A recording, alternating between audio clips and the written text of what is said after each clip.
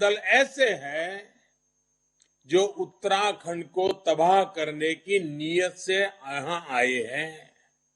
ये वो लोग आए हैं जिन्होंने कोरोना के कठिन काल में बसें भर भर के उत्तराखंडियों को दिल्ली से धकेल दिया था, दिल्ली से निकाल दिया था। रात रात ठंड के दिन थे। ऐसे लोग अब आज आपसे वोट मांगने आए हैं। मेरे प्यारे उत्तराखंड के भाइयों बहनों,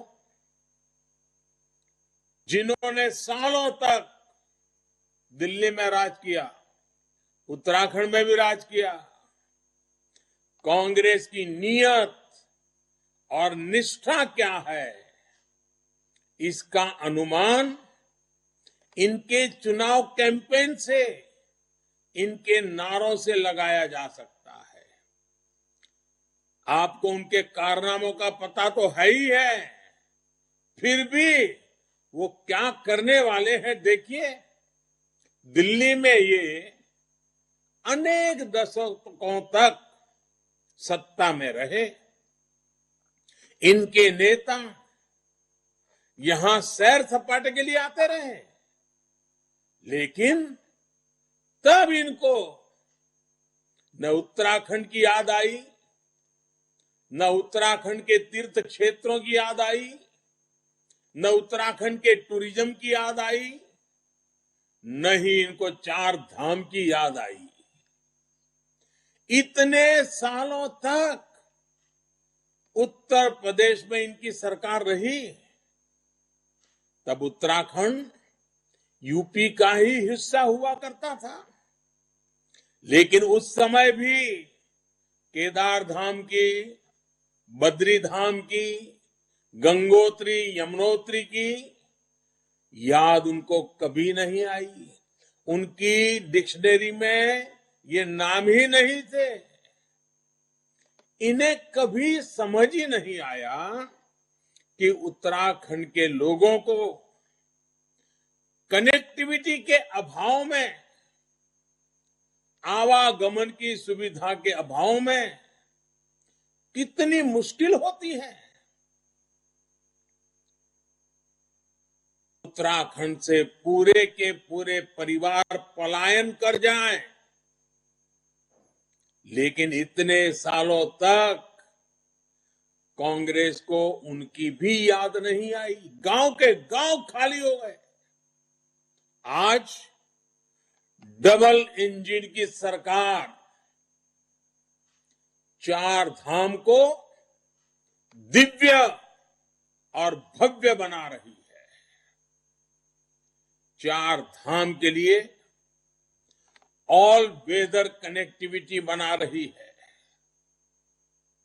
साथियों, ये सही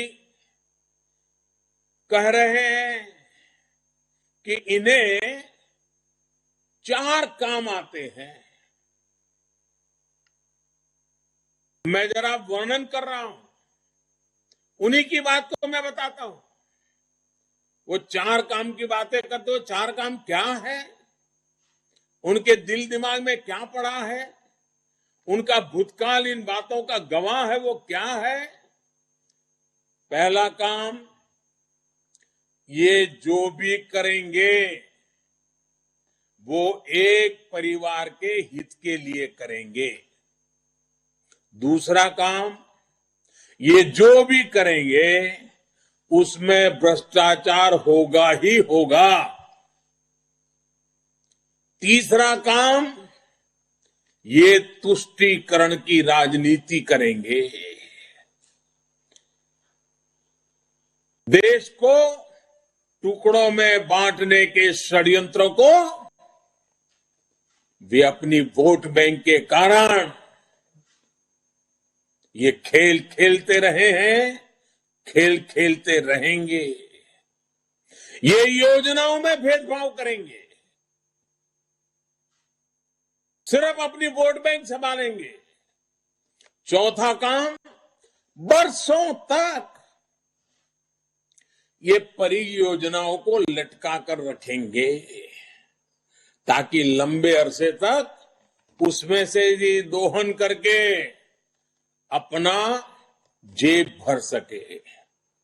आज इनके इन 4 कामों का पूरा कच्चा चिट्ठा मैं आपके लेकर के आपके पास आया हूं। भाइयों बहनों, मैं यहां किसी की आलोचना करने के लिए नहीं बोल रहा हूं। उत्तराखंड की धरती से मेरा एक विशेष नाता रहा है, आप लोगों से मेरा विशेष नाता रहा है। और आज नहीं, मैं गुजरात का मुख्यमंत्री था तब भी, गुजरात के मुख्यमंत्री के पहले संगठन का काम करता था तब भी, और उसके पहले भी मेरी एक जिंदगी थी। मैं आपके बीच में रहा हूं, आप मुझे अच्छी तरह जानते हैं, मैं आपको जानता हूं, आपके दुख दर्द को जानता हूं, अपने सपनों को जानता हूं। और जब आपका कोई यहां बैठा है तो आपके लिए जिएगा कि नहीं जिएगा, आपके लिए काम करेगा कि नहीं करेगा। लेकिन बीच में रोड़े अटकाने वाले लोग बैठ गए तो मैं कितना ही चाहूं, कितना ही करना हो, मैं कर पाऊंगा क्या? गलती मत करना मेरे भाइयों बहनों। उत्तराखंड के युवाओं के लिए, उत्तराखंड के उज्जवल भविष्य के लिए, उत्तराखंड के गांव गरीब के लिए किसी भी हालत में गलती नहीं करना।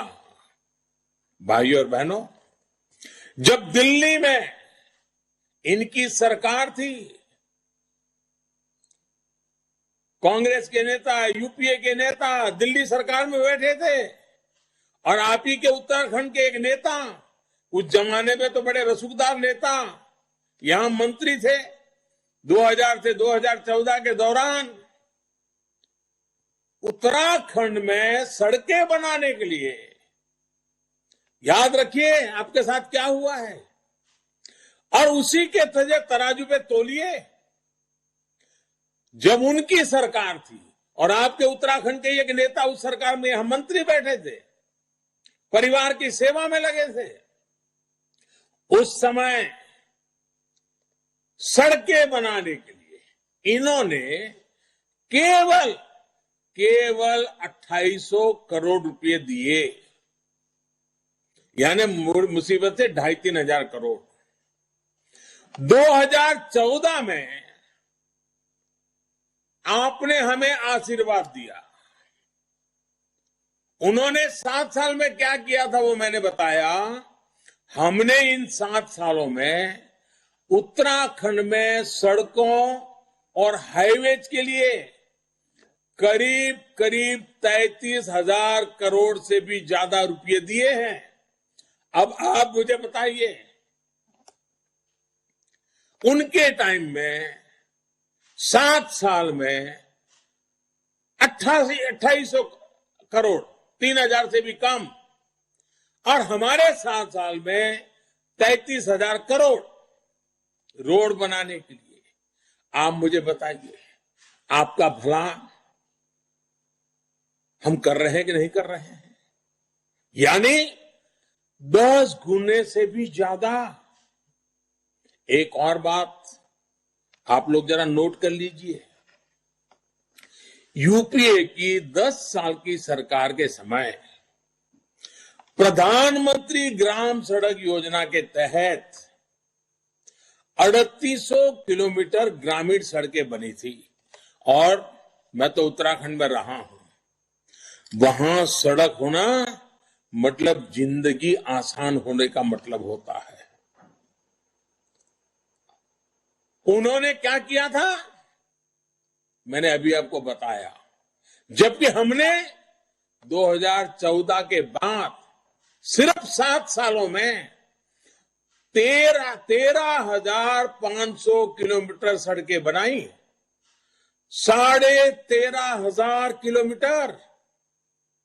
साथियों, जिस 4 धाम रोड प्रोजेक्ट की याद इन्हें आ रही है, उसके साथ इन्होंने क्या क्या किया ये भी मैं आपको बताता हूं। आज जब डबल इंजन सरकार चार धाम रोड प्रोजेक्ट के लिए 12,000 करोड़ रुपए दे चुकी है। 90% काम भी पूरा कर चुकी है। उन्हें अब पहली बार चार धाम का नाम याद आ रहा है। ऋषिकेश कर्णप्रयाग रेलवे लाइन, पहाड़ में रहने वाले लोगों के लिए रेल एक बहुत बड़ी घटना होती है। रेल देखना भी उनके नसीब नहीं होता है। उसके सामने हम ऋषिकेश कर्णप्रयाग रेलवे लाइन के साथ उन्होंने क्या किया था, ये हम भूल नहीं सकते हैं। अगर उत्तराखंड को वो समझते, उत्तराखंड की भावनाओं को समझते, उत्तराखंड के लोगों की जिंदगी समझते, तो ऐसी पाप, ऐसी गलती नहीं करते। मैं इसलिए अच्छा कर पा रहा हूं कि मैं आपके बीच से निकला हूं, आपके बीच में रहा हूं। 2011 से 2014 तक हमारी सरकार आई थी, उसके पहले उन्होंने इस महत्वपूर्ण प्रोजेक्ट के लिए, रेलवे के इतने महत्वपूर्ण प्रोजेक्ट के लिए कितना रुपया खर्च किया? सिर्फ 4 करोड़ रुपए, सिर्फ 4 करोड़ रुपए। अब इन पर सैकड़ों करोड़ रुपए हमारी सरकार खर्च कर रही है। साथियों, ये हिसाब किताब बहुत लंबा है। मैंने तो आपको केवल 1-2 ही उदाहरण दिए हैं।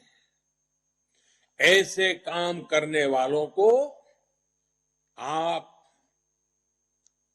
जिन्होंने आपके साथ इतना अन्याय किया, आपकी मूलभूत सुविधाओं के प्रति अनादर किया, क्या ऐसे लोगों को आप उत्तराखंड की जिम्मेदारी दे सकते हैं क्या? ऐसे हाथों में मेरे उत्तराखंड के युवाओं का, आप अपने बच्चों का भविष्य क्या आप उनको सौंप सकते हैं? जब आप वोट देने जाएं तो हमारी सरकार ने क्या किया है? दिल्ली में रहता हूं, लेकिन मेरे दिल में उत्तराखंड की कितनी बड़ी जगह है, इन बातों को याद रख करके वोट करने के लिए जाइए, ये मेरा विशेष आग्रह है। भाइयों और बहनों, नैनीताल सहित पूरे उत्तराखंड के पर्यटन और तीर्थाटन, इस उद्योग को आधुनिक इंफ्रास्ट्रक्चर से बहुत बल मिलेगा। उत्तराखंड से दिल्ली की दूरी बहुत कम हो रही है। इस बजट में भी उत्तराखंड के आधुनिक इंफ्रास्ट्रक्चर को और बल दिया गया है। पर्वतमाला प्रोजेक्ट्स इस बजट में हमने घोषित किया है। पर्वतमाला, ये पर्वतमाला प्रोजेक्ट से जो हिमालयन सारी छोटी पर्वतमालाएं हैं, हमारे उत्तराखंड की सड़कें और आधुनिक होने वाली है। यहां के महत्वपूर्ण तीर्थों, मंदिरों और पर्यटक स्थलों को रोपवे से जोड़ने पर स्थानीय लोगों को सुविधा भी मिलेगी और रोजगार भी मिलेगा। आप भी जानते हैं, जितना टूरिस्ट ज्यादा आता है, उतनी हिमाचल, अब उत्तराखंड के लोगों की, हिमालय की गोद में रहने वाले आप सबकी, आपके नैनीताल के लोगों की रोजी रोटी को बहुत बड़ी ताकत मिलती है। आपके नैनीताल के नजदीक के हनुमानगढ़ी मंदिर को भी रोपवे से जोड़ने पर विचार चल रहा है। हेमकुंड साहब में भी रोपवे बनेगा। वैली और फ्लावर्स आने जाने में भी देश के प्रकृति प्रेमी टूरिस्टों की बहुत बड़ा तांता लग जाएगा, जो उत्तराखंड के युवाओं का भविष्य खोल देगा। साथियों, जितनी ताकत से हम 21वीं सदी की तरफ बढ़ना चाहते हैं। देश का दुर्भाग्य है कि नकारात्मक सोच में डूबी हुई विकृत मानसिक विचारों से प्रभावित कांग्रेस उतनी ही ताकत से देश को 20वीं सदी की ओर धकेलने की कोशिश कर रही है। हम आगे जाना चाहते हैं, वो पीछे धकेल रहे हैं। जरा इनके वादों और इनके इरादों को तो देखिए, ये उत्तराखंड को कहां ले जाना चाहते हैं, ये देवभूमि में क्या करना चाहते हैं। ये लोग जिस यूनिवर्सिटी की बात कर रहे हैं और सीना ठोक करके कर रहे हैं, बेशर्मी के साथ कर रहे हैं, और देवभूमि में ऐसा करने की इनकी हिम्मत देखिए। ये उनकी तुष्टीकरण की राजनीति का जीता जागता सबूत है। और जहां जहां कांग्रेस ने तुष्टीकरण की राजनीति को हवा दी है, जहर बोया है, जहर। हम कश्मीर का हाल क्या करके रखा है इन्होंने देखा है। हम उत्तराखंड को तबाह नहीं होने देंगे, लेकिन कांग्रेस तुष्टीकरण की अपनी आदत को छोड़ना ही नहीं चाहती। भाई और बहनों, हमने हर वर्ग, हर संप्रदाय के लिए देश की पहली राष्ट्रीय डिजिटल यूनिवर्सिटी की घोषणा बजट में की है। इस डिजिटल यूनिवर्सिटी का बड़ा लाभ उत्तराखंड जैसे पहाड़ी प्रदेश को होगा, दूर सुदूर के लोगों को होगा। गरीबों, दलितों, वंचितों, पिछड़ों और हमारी बेटियों को विशेष लाभ होगा। ये डिजिटल यूनिवर्सिटी घर बैठे ही अनेक प्रकार की डिग्रियों की सुविधा देगी। घर बैठे ही युवा अपने सामान्य फोन से देश और दुनिया के बेहतरीन अध्यापकों से सीधे क्लास ले पाएंगे। अच्छी पढ़ाई के लिए बड़े शहरों में जाने की मजबूरी इससे कम होगी। यही तो 21वीं सदी की नई सोच और नई अप्रोच है। भाई और बहनों, गांव के, पहाड़ों के गरीब, दलित, वंचित युवाओं को समान अवसर देने का एक और बड़ा प्रयास हुआ है। ये भाजपा सरकार ही है जिसने टेक्निकल और मेडिकल की पढ़ाई को हिंदी में भी, स्थानीय भाषा में भी सुलभ कराने की पहल की है। हमारे पहाड़ों के गरीब परिवारों के युवा जिनको अंग्रेजी में असुविधा होती है, जो अंग्रेजी के कारण इंजीनियरिंग, डॉक्टर या दूसरे अच्छे प्रोफेशन में नहीं जा पा रहे थे, उनके लिए ये बहुत बड़ा अवसर दिया गया है। अब गरीब मां का बच्चा भी, दूर सुदूर पहाड़ों में रहने वाला बच्चा भी डॉक्टर बनने के सपने देख सकता है, इंजीनियर बनने के सपने देख सकता है। हम और उसके सपने पूरे करने के लिए काम भी करेंगे। यही नहीं, मेडिकल सीटों में भी लगातार कई गुना बढ़ोतरी कर रहे हैं। यहां उत्तराखंड में भी मेडिकल कॉलेज का विस्तार कर रहे हैं।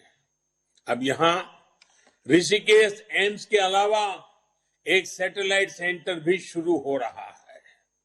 इस पूरे क्षेत्र को इससे इलाज की बहुत बेहतर सुविधा होगी। पहले अच्छे इलाज के लिए दिल्ली तक भागना पड़ता था, फिर ऋषिकेश में ही एम्स आ गया। अब एम्स जैसा इलाज उधम सिंह नगर में ही मिलेगा।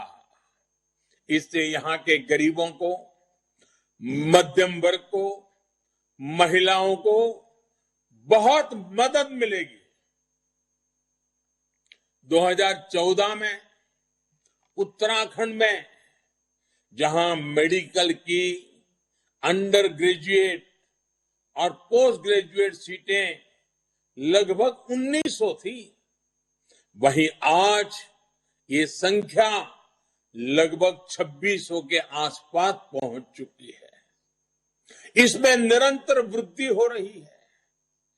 कांग्रेस और बीजेपी के काम में आसमान जमीन का अंतर आज उत्तराखंड का युवक ये बात अच्छी तरह समझ रहा है। इसलिए वो एक युवा नेतृत्व में डबल इंजन की सरकार को भारी समर्थन दे रहा है। साथियों, कांग्रेस ने उत्तराखंड को प्रोत्साहित करने के बजाय कदम कदम पर हतोत्साही ही किया है, निराश किया है।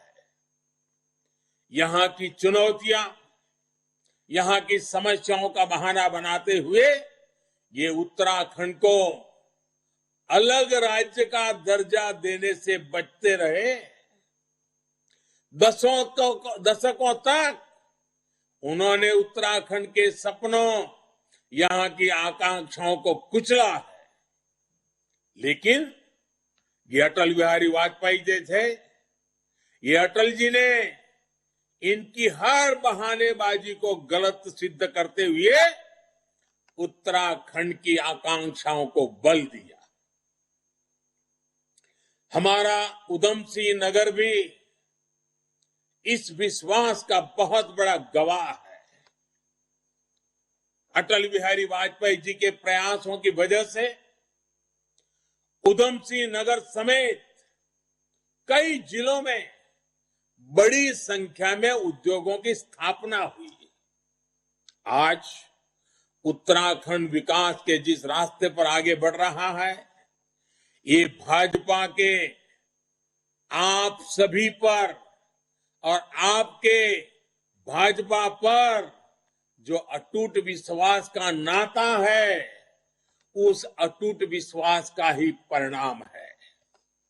आज हमारी सरकार जल जीवन मिशन के जरिए हर घर जल पहुंचा रही है। आज प्रदेश के लाखों घरों तक पाइप से पानी पहुंच रहा है। प्रधानमंत्री आवास योजना के तहत तेजी से गरीबों के लिए घर भी बनाए जा रहे हैं। आयुष्मान योजना के तहत गरीबों का मुफ्त इलाज हो रहा है। हम में और उनमें ये रात दिन का जो मैं फर्क कहता हूं ना, वो यही फर्क है। एक तरफ उत्तराखंड में काम करने वाले लोग हैं, हम जैसे लोग हैं, तो दूसरी तरफ उत्तराखंड को बदनाम करने वाले ये जाने पहचाने सारे चेहरे हैं। उत्तराखंड काम करने वालों को चुनेगा। बदनाम करने वालों के दिन बहुत पहले लद चुके हैं। साथियों, डबल इंजन की सरकार का मंत्र है सबका साथ, सबका विकास, सबका विश्वास और सबका प्रयास।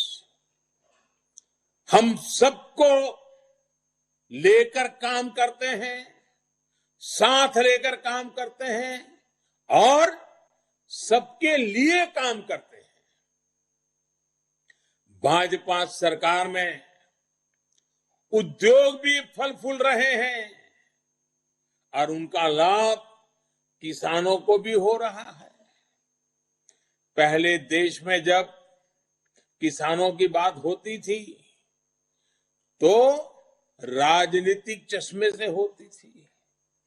पहाड़ों के छोटे किसानों के बारे में सोचा भी नहीं जाता था। लेकिन आज जब सरकार पीएम किसान निधि देती है, पीएम किसान सम्मान निधि देती है, तो वो हर किसान के खाते में पहुंचती है। आज जब हम कृषि इंफ्रास्ट्रक्चर के लिए खर्च करते हैं, नए क्लस्टर बनाते हैं, तो ये तय करते हैं कि उसका लाभ पहाड़ के मेरे छोटे छोटे किसान भाई बहनों को भी मिले।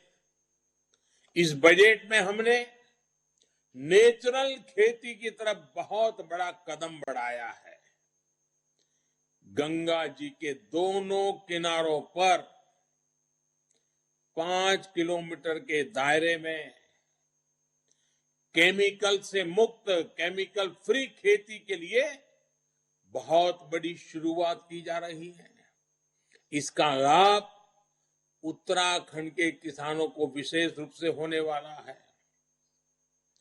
नेचुरल और ऑर्गेनिक खेती में यहां की संभावनाओं को बल मिलने वाला है। बीते 5 सालों में इस दिशा में काफी प्रयास हुए हैं। यहां जैविक खेती का दायरा 55,000 हेक्टेयर से बढ़कर 2.25 लाख हेक्टेयर तक पहुंच चुका है। करीब करीब 5 गुना ऑर्गेनिक उत्पादों की मार्केटिंग और ब्रांडिंग की व्यवस्था भी आज सरकार कर रही है। यहां रामगढ़ उद्यान विभाग की जमीन सालों से खाली पड़ी थी, उस पर सरकार ने हाई डेंसिटी सेब की खेती शुरू करवाई है। इससे यहां के युवाओं को रोजगार के नए अवसर मिलेंगे। डबल इंजन की सरकार इस प्रकार के प्रयासों से और आगे ले जाएगी, मेरे उत्तराखंड को नई ऊंचाई पर पहुंचाएंगे। साथियों, उत्तराखंड वो तपोभूमि है जहां पूरी दुनिया से लोग सिद्धि के लिए आते हैं। लेकिन आप लोग जानते हैं, जब अच्छे संकल्प से कोई यज्ञ होता है तो कुछ छल छलावे वाली शक्तियां उसमें बाधा डालने की फिराक में भी रहती है। इनके मंसूबों को हमें पूरा नहीं होने देना है। हमें उत्तराखंड के विकास का ये यज्ञ पूर्ण सिद्धि तक ले जाना है। यही संकल्प लेकर 14 फरवरी को घर से निकलना है। पहले मतदान, फिर जलपान, ये मंत्र ध्यान रखना है। ठंड हो तो भी इस पवित्र कार्य को करने में कोई देरी नहीं करनी है। इसी आग्रह के साथ मैं आज वर्चुअली आपके दर्शन कर रहा हूं। 10 तारीख को रूबरू आकर के दर्शन करने वाला हूं। श्रीनगर पहुंचूंगा, उत्तराखंड वासियों के दर्शन करूंगा, देवभूमि को नमन करूंगा। आज आपने इतना समय निकाला और वर्चुअल समिट में भी इतनी बड़ी तादाद में आए, और मैं देख रहा हूं आप सब उत्साह से भरे हुए हैं। मुझे दिख रहा है सब आनंद, उत्साह, उमंग आपके चेहरे पर नजर आ रहा है। तालियों के गड़गड़ाहट सुनाई दे रही है। अब आप मेरे साथ दोनों हाथ ऊपर करके बोलना है। दोनों हाथ ऊपर कीजिए और बोलिए, भारत माता की, भारत माता की, भारत माता की। बहुत बहुत धन्यवाद।